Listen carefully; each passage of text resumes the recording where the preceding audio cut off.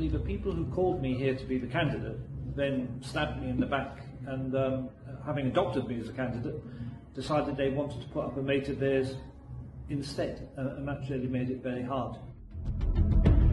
I honestly don't believe anybody was lying or cheating or deliberately misleading anyone.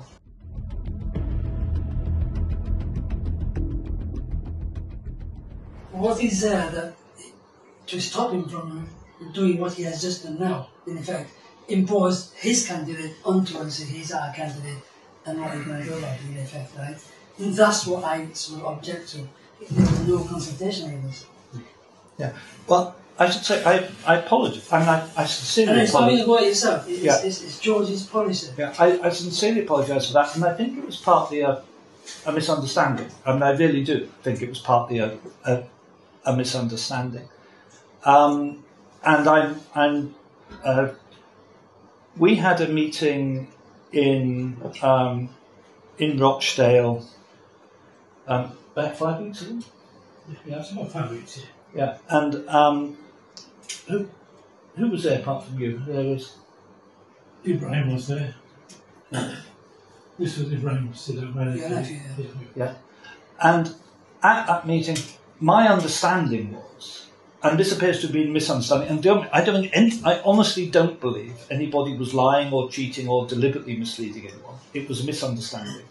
My genuine understanding of that was because I'd said to George, I'll only stand if the people of Blackburn want me to stand. You know, if I'm invited to stand by the people of Blackburn. That's always been my point of view, and in a sense that's why we're here now. George said we'll have a meeting in Blackburn and I'll get the Blackburn people to come over. My expectation had been that would be a bigger meeting. I was actually expecting to see you, or at least many of you, then in Rochdale, if you see what I mean. But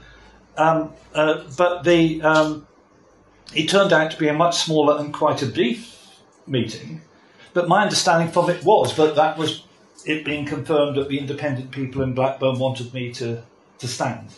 And in fact, it seems that was a misunderstanding on my part, and there hadn't been a proper process of consultation. And in fact, it seems that was a misunderstanding on my part, and there hadn't been a proper process of consultation. So would you consider, finally then, to say, look, if you don't back me, then I'll back off, and the votes won't be split? I mean, I'm not going to give you any commitment, but I would have to consider it. I mean, it'd be crazy not to consider it. So I would certainly give it my thought. And I always said that I will stand here for people that want me to stand. Now, if you're saying, well, actually, Craig, we don't really want you, and I've got no substantive base of support in this town, then it would be a bit daft to stand. Now, I don't share a lot of George's politics. A lot of things we don't agree on, particularly, which is why I've never been a member of his party. But he asked me to come.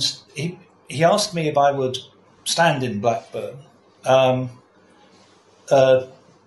more or less as a personal favour, if you like. And when I'm asked what I say about whether I'm splitting the vote, the pro-Palestinian vote, well, maybe I am. George was very anxious for me to stand as with his party badge. And the reason he's anxious for that is that if they get 150,000 votes in total nationwide and get 2 MPs elected, then they become an official political party as far as the UK system is